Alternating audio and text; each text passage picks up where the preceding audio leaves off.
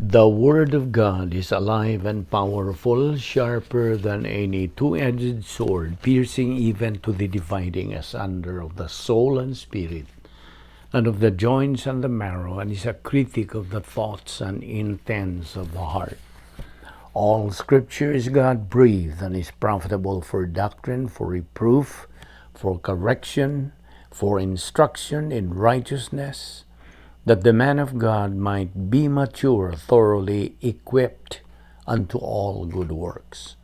Study to show thyself approved unto God, a workman that needeth not to be ashamed, rightly dividing the word of truth. Ephesians 5:16, redeem the time because the days are evil. Revelation 3:20, behold, I stand at the door. Now Jesus is speaking here, and knock. If anyone hears my voice and opens the door, I will come in to him and dine with him, and he with him. 1 John 2:15-17, verse 15 says, do not love the world or anything in the world. If anyone loves the world, the Father's love is not in them. Verse 16, for everything in the world, the lust of the flesh, the lust of the eyes, and the pride of life, comes not from the Father, but from the world. Verse 17, the world and its desires pass away, but whoever does the will of God lives forever. Sa dili pa kita magapadayon, pagtuon pulong sa Dios nining adlaw, gikinahanglan ang atong sugid sa atong mga sala nga nabuhat nining adlaw. This is our standard operating procedure nining atong ministry. Sa dili pa kita magatuon pulong sa Dios, gikinahanglan ang atong limpyuhan ang atong kalag pinagi sa paghabwa sa atong mga sala nga niya sa atong kalag. Flush them out. Otherwise, kini mahimo lamang babag sa atong pagabuhaton nga pagtuon sa pulong sa Dios. Busa, we have to be cleansed. And God assures in 1 John 1:9, which says, if we confess our sins, God is faithful and just to forgive us of our sins and to cleanse us from all unrighteousness. So, humanimubuhata ka na, andam no sabi ka sa pagtuon sa pulong sa Dios. O ang balaang Espiritu Santo, mo'y magagiya kanimo, magapasabot, magapatinaw sa kamaturan. Alang kanimo, dili pa magtotoo, who is an unbeliever, ang imong buhaton dili ang imong pagsugid sa imong mga sala, kundi paggamit niya ng imong kabubuton, your free will. Inatag ka na sa Dios, ipagamit ka na sa Dios nimo. Pinagi sa paghimo desisyon. Ang desisyon nga labing menungdanong sa tanang mga desisyon nga imong mabuhat sa tibok mong kinabuhi, ang desisyon sa pagtuo kang Ginoong Hesukristo ingon nga imong maluluwas. Acts 16:31 nagaingon, believe on the Lord Jesus Christ and thou shalt be saved. Busa sa hilom magandam tas no kaugalingon. Let us pray.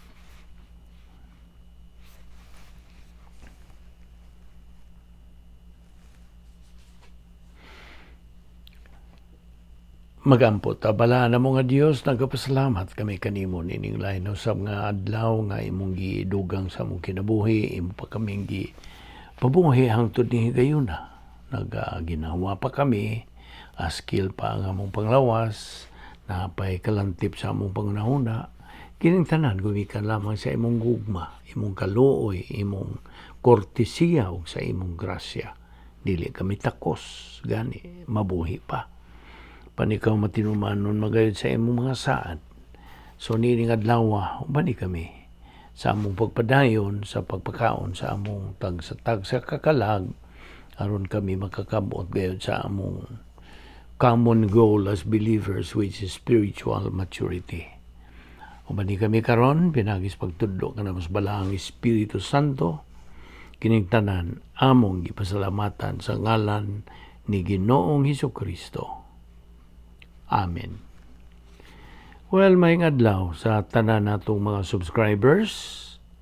Og as of today, may kabat na kita karon og 89 subscribers. So, salamat sa inyong pagsanong, sa inyong pagkapositibo, o sa inyong pagpadayon sa pagtuman sa mando sa Dios nga mao ang spiritual momentum nga itong agian ingon nga mga Kristohanon. Okay, so welcome kaninyong mga subscribers, mga igsuon diyan ni Kristo, o kadtong mga higala nato nga mao pay pagsugod tingali sa pagsunod ning atong ministry. Welcome everyone. Now karong adlaw do natay pinasahi nga lain na usab nga pagtulunan. It's a very interesting study. This is about the doctrine of the Trinity. O kining maong doktrina, labing may nungdanon nga itong makatunan sanglit mga anak man ta sa Dios nga gikinahanglan ng atong paglamdag niini. Pinagis pagtudlo sa balaang Espiritu Santo. Okay, so kung andam ka na, alright, so sugdan na to kini, the doctrine of the Trinity. Ang gihubad nato ni Binisaya o ang balaang Trinidad. Okay? Now, ang balaang kasulatan nagabutyag nga samtang usara ang Dios sa iyang pagkasiya, ang tanan niya nga mga kinaiya kabahin sa tulo ka persona sa Dios. Okay? So, buksi ka ng imong una samtang mga tuon tanini. Okay? Now, ang biblical nga konsepto, the biblical concept sa balaang Trinidad, gihulagway pinaagi kaamgid sa suga. Okay? Ang mao nga kaamgid nagarepresentar sa pagkahiusa sa kinaiya sa Dios. Ang tulo ka tukma nga pagsidlak sa maong suga, ibabaw sa iyang bidlisiw, nagalarawan kini siya sa mga buhat sa tulo ka persona sa balaang Trinidad, nga mao ang Dios nga Amahan, Dios nga Anak, ug Dios nga Espiritu Santo. Ug kining maong siga nga motadlas ngadto sa kaamgid niini, nagapadayag sa bangaw sa mga bulok, nagulagway nga ang matagmahin sa kinaiya sa Dios, nagpabilin kining ana sa pagkakaron og sa kanunay, bisag unsa man ang gipadayag nga tahas. Okay? Karon, atong ipadayon kining maong pagtuki nini. Okay, ang doktrina God bahin sa balaang Trinidad, usa kini kapagtulunan sa Kristyanismo nga dili kasagaran. Wala na laing tinuuhan, relihiyon, sekta o filosofiya nga nagpasiugda og usa ka Dios og nagasangyaw usab nga anay tulo nga mao ang Dios. Kining dayag nga pagtulunan nga daw nagkasumpaki, wa magpasabot nga dunay tulo ka Dios sa usa. Wa ni magpasabot nga dunay tulo ka Dios sa usa. Kundi kanang mao nga usa ka Dios, adunay tulo ka nagkalahi nga persona, kinsa man nagsama nga way sinugdanan ug walay kinutuban. Silang tulo na nag-iya ug managsama nga gikinahanglang mga hiyas. Ana nato mabasa kana sa Salmo 110 bersikulo 1 ug Juan kapitulo 10 bersikulo 30. Now, ang matag sakop sa Dios nung kinaiya, ang Dios nga Amahan, Dios nga Anak, o Dios nga Espiritu Santo, managlahi nga persona, tagsa-tagsa kanila, na nag-iya og managsama og walay katapusang mga kinaiya o hiyas. Mateo 28:19. Ang Dios usara sa iyang kinaiya. Timan niyo na. Ang Dios usara sa iyang kinaiya apan tulo sa persona. Ang matag persona sa Dios nung kinaiya adunay piho nga katuyuan alang sa walay katapusang kabubuton ug plano sa Dios. Ang balaang kasulatan nagpasumikad og nagkalahing mga buluhaton sa matag persona nga wa ambiti sa dungan sa ubang sakop sa balaang Trinidad. Ang Amahan, Diyos nga Amahan, mao ang nagmugna og tigplano. He is the planner, ang tinubdan sa tanan, the source of everything. Ang Anak, mao'y gitugyanan nga mubuhat ug mutuman sa plano sa Amahan. Ug ang Espiritu Santo usab mao ang tigpadayag ug mao'y tighatag og gahom sa plano sa atong tagsa-tagsa ka kinabuhi. Ang mga katin-awan sa pagtulon-an bahin sa Balaang Trinidad, dili kini usa ka teolohiya nga malisod sabton. Adunay kini mga praktikal ug mga mahinungdanong katarungan alang sa matag magtutuo ni Ginoong Hesukristo aron iyang masabtan ug maayo kini nga mao nga doktrina.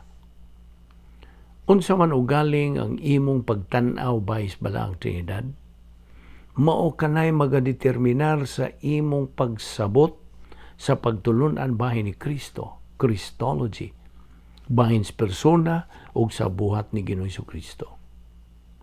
Ang imong hunahuna bahin sa Espiritu Santo, mao'y mag-aapektar usab sa imong pagtan-aw labot sa imong pagkinabuhi ingon nga Kristohanon. Ang imong pagsimba, ingon man ang imong espirituhanong pagkinabuhi. Matinuod lamang kini sila kung aduna ka niya ng biblikal nga pagpananaw, biblical viewpoint, labot sa Balaang Trinidad. Tingali, mahibong ka o giun sa pagkaanaaman sa usa ka Dios nga sa samang higayon ana siya tulo ka persona.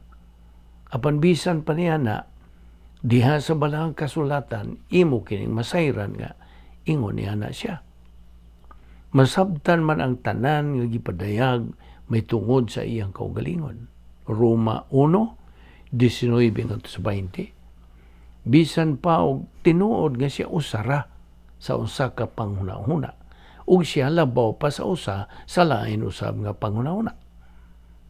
Bisan tuod kanang limitado nimo nga panghunahuna og dili makasabot niadtong way kinutubang mga butang, pinaagis ministeryo sa Espiritu Santo kinsa nagapadayag dihas Balaang Kasulatan, imong masabdan ug imong madawat ang espirituhanong mga kamatuoran pinaagis pagtuo by faith. Now, ang tao na nag-iyag tulo ka sistema o paagi sa tawhanong pagpanabot. 3 categories of human perception nga mao kini mosunod: pagpangatarungan, kanang empirisismo, igbabati sa tao, ug ang ikatulo maong pagtuo. Walay mahibaluan ang tao nga wala niya makatuni pinagis usa o kombinasyon ning tuto ka mga gisgutang mga paagi. Ang pagpangatarungan, okay? Rationalism sa in English, nagasalig sa kahanas sa pagpangatarungan sa tuyo sa pagpahimutang og sumbanan sa pagkatinuod gawas pas autoridad sa Dios ng pagpadayag. Samtang ang empiricism sa English o igbabati sa tao, mopahimutang sa katinuoran, pinasikan sa pagpaniid o pagsinati sa iyang mga igbabati gawas sa unsay gipanayag sa Biblia. Ang empirisismo nagabase kini sa kahibalo sa unsay makita, unsay madungog, unsay masimhutan, unsay matilawan o mahikap. Karon, ang ikatulong nga paagi sa tawhanong pagpanabot mao ang pagtuo, faith. Now, maura kini paminaw, maura kini paagi nga sa pagpanabot way merito nga paagi sa tawhanong pagpanabot. There is no merit. Ang pagtuo nagapahimutang og sumbanan sa pagkatinuod, pinasikan sa awtoridad ug pagkatinuod sa Dios ug sa iyang gipang padayag. Inay ang unsa mang tawhanong kahanas. Pinaagi lamang sa pagtuo nga ang tao makasabot sa mga way kinutubang kamaturan nga espirituhanon nga dili matugkad sa salabutan sa tao ug dili gamitan sa gahom sa tawhanong pangatarungan o pinaagi sa tawhanong mga pagbati. Segundo Korinto 5:8, Hebrehanon 11:1. Now, atong isulutan kini ang kapanghimatuoran sa Biblia. Ang pulong Trinidad, okay? Tutuki kini. Ang pulong Trinidad, dili kini makita sa balang kasulatan. Dili. Apan ang konsepto niini, makaplagan ta diha sa Biblia. Talag sara nato makita bisag usalang ka hilisgutan sa Biblia nga nagabatbat punto por punto sa ingnon tang makuti nga pagtulunan.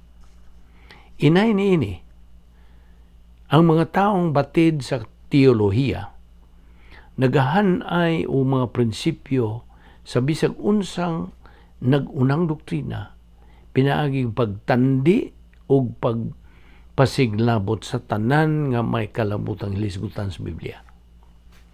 Ang ngayong mudawat ang magtutuos usa ka doktrinal nga kamatuoran nga kinutlo gikan sa daghanang mga hilisgutan sa balaang kasulatan ingon sa iyang pagdawat sa usa ka prinsipyo sa Biblia nga direkta nga gilatid sa usa ka kinatibuk-ang kahulugan. Sa pagdagan sa katuigan, ang doktrina sa balang Trinidad gipaghan-ay usab pinaagis paghiusa sa tanang mga hilisgutan sa Biblia nga may kalabutan sa Dios nga Amahan, Dios nga Anak ug sa Dios Espiritu Santo.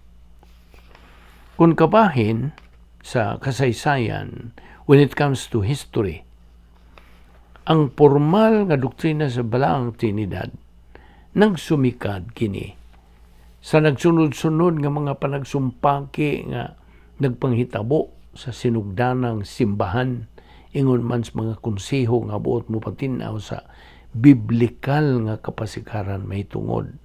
Una, ang pagkausa ug pagkahiusa sa Dios sa tulo ka persona. Ikaduha, ang pagka-Diyos ni Ginoong Jesucristo. Ikatulo, ang personalidad o pagka-Diyos sa Espiritu Santo. Now, gihimo ang mga konseho agi og tubag sa mga pagtulon ang supak sa mas gitawag og monarkianismo ug ang usa Arianismo. Now, ang konseho sa Nicea tuig sa atong Ginoo 3:25 nagpamatuod nga ang Dios nga Anak na nag-iyag susamang kinaiya sa Dios nga Amahan. Ang konseho sa Constantinople tuig sa atong Ginoo 3:81 nagpanghimatuod sa pagka-Diyos sa Espiritu Santo. Sa mosunod nga mga siglo, ang Trinidad nahimong teknikal nga pulong alang sa tulo ka personas balang Trinidad. Ang konsepto sa Trinidad, lig-on ang gipahimutang sa daan ingon man sa bagong tugon. Now, ang konsepto dili konsepto, ang Hebrehanong pulong alang sa Dios, Elohim. Okay? Elohim, sobra sa usa, ug nagalatid sa pagkaanaay labaw pa sa usa ka personas balang Trinidad. Ang pagpadayag sa Henesis 1:1 og si Elohim mibuhat sa mga langit ug sa yuta, ang sobra sa usa nagapamatuod nga silang tulo ka persona may bahin sa kabuhatan.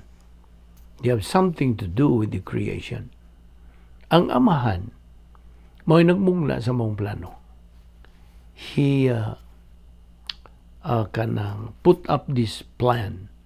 He is the creator of the plan. He made up the plan, okay? Ang Amahan mo'y mimugna sa mong plano. Ang anak mao'y mituman sa kabuhatan. Juan 1:1-3, Colosas 1:16, Hebrehanon 1:2, og ang Espiritu Santo usab mao'y mipabag-o pag-usab sa kabuhatan. Henesis 1:2, human sa pagkalaglag ni Satanas gikas langit. Now, dugang paniyana, dunay mga talamdan sa daang tugon nga tataw nga nagapadayag sa pagkasubras usa ka balaang Trinidad. Duol Israel ang but pasabot ni duol kanako Israel og pamatia kini. Sukad pagayod sa sinugdan, wala ako maglipod-lipod pagsulti kaninyo sa pagkitabo niini didto na ako. Ug karon ang Ginoong Dios, Yahweh, ang Amahan, naghatag kanako og gahom ug nagasugo kanako. Isaias 48:16. Okay, now, sa kinatibukan, ang daang pakigsaad, the Old Testament, nagagamit sa pulong Yahweh, JHWH. Aron, kini sa paghisgot bahin usa lamang ka sakop sa walang Trinidad. Ang Yahweh mao ang pagdubli sa verbo aron nga nagkahulugan og hingpit o bug-os nga pagkana. Gitawag kini og tetragrammaton o upat ka mga litra. Ang Yahweh mao ang tukmang ngalan sa Dios o Ginoo.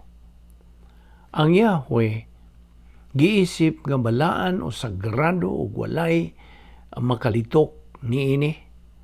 Wala kini lituka sa mga relihiyosong Diyo. Atong gihubad ang Yahweh nga Jehovah o Yahweh.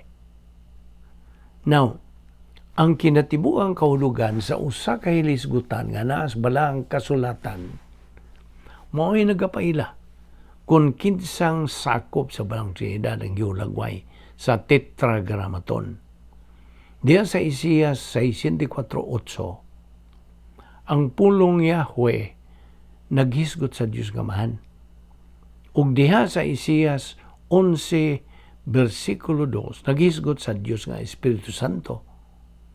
Hinoon, ang kasagarang gigamit sa pulong Yahweh kini naghisgot sa Dios nga anak. Sanglit siya man ang makitang persona sa balang Trinidad. He is the only visible member of the Trinity. Juan 6:46, cross-reference Juan 14:9-10, Isaías 6, cross-reference Juan 12:39-41.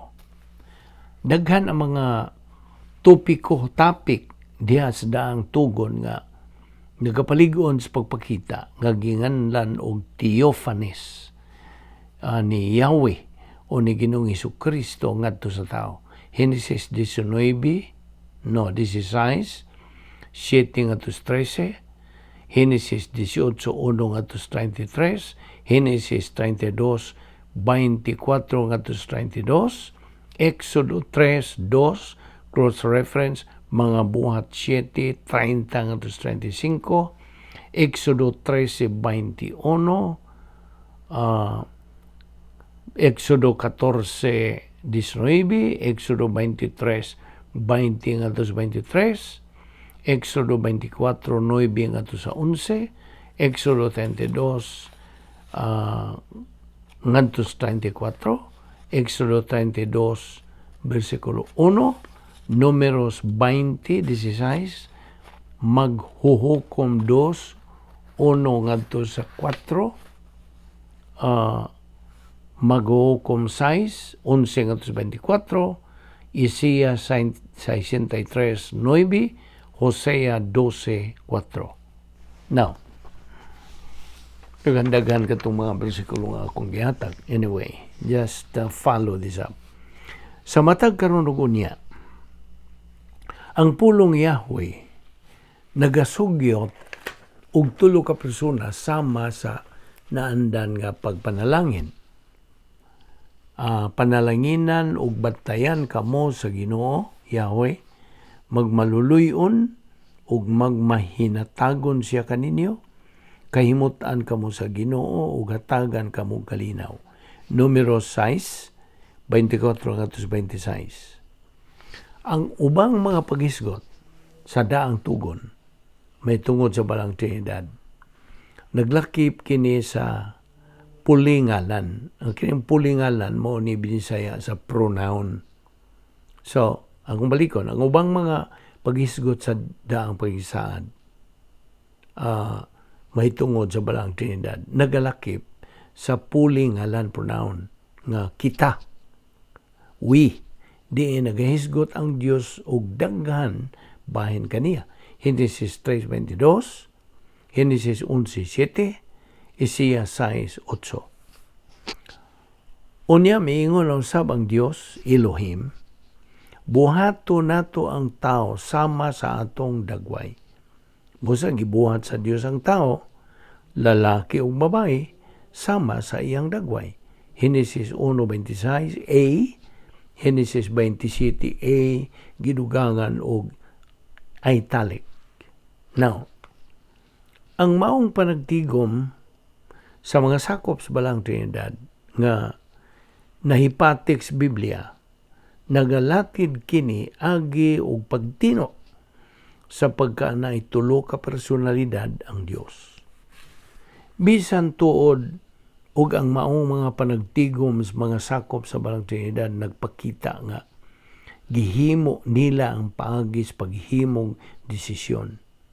Wala kadtong magpasabot nga ang Dios dili siguro sa iyang desisyon. Wala magpasabot.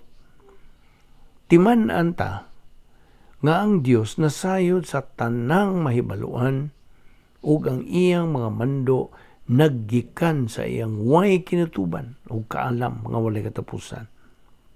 Siya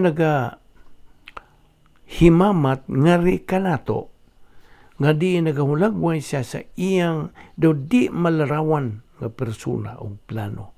Pinagi sa atong tawhanon nga kasinatian, ingon man sa matang sa pagpadayag nga atong masabtan.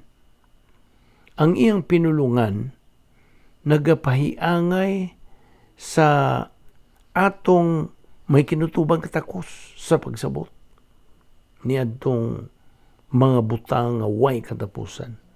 Ug may hinungdan nga atong masabtan ang Dios unsay iyang gipadayag may tungod kaniya ug unsay iyang gilatid diha sa iyang Dios nong dekrito. Okay, karon itong hisgutan ang kinaiya, the essence of the Trinity. Kinaiya sa balaang Trinidad. Okay? Samtang ang atong pagtuon karon nagapunting man sa Dios, ingon nga tulo ka persona. Gikinahanglan ta ang pagsabot sa iyang persona. We have to learn. Motubang kita gilayon og usa ka suliran. Gikinahanglan tang usa ka pangbatid nga bokabularyo. Ang matag pulong kinahanglang mopahimutang kini og tukma nga kahulugan sa matag kinaiya sa Dios. Sa dihang kita mahanas na sa paggamit niini, kita makadaginot og libuan ka mga pulong sa pagpatinaw. Ug ato na unyang ikapahimutang ang tukuranan sa dugang pang mga pahin sa pagtulunan sa Biblia. Una ta makabot ang pagsabot sa konsepto sa Balang Trinidad. Sabton ta una ang pagkausa o pagkahiusa sa balaan nga Dios. Ang pagkahiusa sa Balaang Trinidad gihuban kini nga tulo ka persona nga nanag-iya og usa ka Dios tong kinaiya. Isaías 48:16, Mateo 28:19, Juan 10:30, 2 Corinto 13:14, Galacia 3:20, 1 Timoteo 1:5, Santiago 2:19. Now, ang kinaiya o essence sa in English mao ang lintunganay nga pagkasiya ug hiyas sa usa ka persona unsa man siyang pagkatao. Ang matag sakop sa balaan nga Dios nakigduyog sa pagsalmot sa susamang kinaiya, susamang nga pagkahalangdon ug susamang himaya nga dayon. Ang mga kinaiya, attributes sa in English, mao'y lunsay nga mga hiyas nga nagalangkob sa kinaiyas tao. Ang matang persona sa balaan nga Dios adunay managsama og daling mailahang mga kinaiya. Kining naasoy nga Dios nung mga kinaiya dili na gayud mausab. Dili na. Dili na usab kini sila mabuwag gikan sa Dios nung kinaiya sa kinatibuk-an. Ang tanang Dios nun nga mga kinaiya anaay managsamag bili. Way usa ka kinaiya ang musapaw sa uban nga kinaiya. Wala. Ang tanan kanila nagalihok uban sa hingpit nga pagkatakdo ug pagkatukma sa way pagkakompromiso nga iya nga kinaiya. Kining maong kinaiya sa Dios mailahan lamang pinaagi sa pagkat-on o pagkasayod sa iyang mga hiyas o kinaiya. Okay? Ang kinaiya sa Dios, itong isgutan, ang iyang pagkahingpit nga kabubuton, ang iyang hingpit nga pagamatarong, hingpit nga justisya, hingpit nga gugma, hingpit nga kinibuhing dayon, hingpit nga labawng makagagahom, hingpit nga pagkasayod sa tanan, hingpit nga pagkanaa sa tanang dapit, sa iyang hingpit nga dili na mausab o hingpit nga kamaturan. Mao kana ang kinaiya sa Dios, the 10 attributes of God. Now, sa laing bahin, ang Dios mo ay labing taas nga magmamando. Nagpasabot kini nga ang Dios may bug-os nga autoridad, kabubuton ug katungod. Salmo 47:2, Salmo 93:1, Isaías 46:7. Ang makagagahom nga Dios mao ang labing hataas nga magmamandos tibuok universo, ang hari sa langit ug sa yuta. Deuteronomio 4:39, 1 Crónicas 29:11, 2 Crónicas 20, versikulo 6. Ang iyang pagkalabing hataas nga magmamando, gipadayag diha sa iyang Diyos nung dekrito. Now, kabahin sa unang persona sa Balang Trinidad, Diyos nga mahan. Nagkanayon ang salmista. mao niyang ipamulong sa salmista, ikaw lamang o Yahweh ang labing gamhanan sa tibuok kalibutan. Salmo 83:18b. Sa kahulaihan, ang kabubuton sa Amahan, matuman ang imong pagbuot din sa yuta, mayngon usab dito sa langit. Mateo 6:10. Kung bahin sa anak, as to God the Son, nag-ingon ang Amahan, sa Sion ang bungtod kong balaan, gipahimutang ko ang pinili kong hari. Salmo 2:6. Si Jesucristo, ingon nga Dios ug tao, mipadayag usab sa iyang kaugalingong pagkataas nga magmamando. Gihatag kanako ang tanang gahom sa langit ug sa yuta. Mateo 28:18, cross-reference Filipos 2:11, pinadayag 19:6. Bisan tuod kung si Satanas, mauna ang magmamando nining kalibutana. Juan 12:31, cross-reference Juan 16:11. Ang kabubuton sa Ginoo mas gamhanan pa nga walay kinutuban. Musamot gayud ang atong pagsalig kung masayran ta nga si Jesucristo maoy nagadumala sa kasaysayan ingon man sa dadangatan sa mga magtotoo. Salmo 33. Ingon nga labing mataas o hataas nga magmamando, ang Espiritu Santo nagapangapod-apod og mga gasa nga espirituhanon, spiritual gifts, ngadto sa matag tao, mga magtotoo ang butwel sabot, sumala sa iyang pagbuot. 1 Corinto 12:11. Now din hitamuhon nung una, atong paghisgutan, ugma ang sunod nga kinaiya sa Dios, ang iyang pagkamatarong, His integrity, o magampo ta. Amahan namong langit nun, nagapasalamat kami kanimo, nining imong paglamdag kanamo bahin sa balaang Trinidad, nga daghan sa mga igsuon namo, nga mga Kristohanon nga naglibog sa pagsabot niini. Lamdagi kami, O Dios, pinagi sa pagtudlo kanamo sa tataw, pinagi sa Espiritu Santo. Dada kami pagbalik ug maron kami makapadayon sa among hilisgutan bahin niini. Salamat, nagampo kami nga unta kini mahimong panalangin sa among pagkinabuhing Kristohanon. Kining tanan among ipasalamatan sa ngalan ni Ginoong Jesucristo. Amen.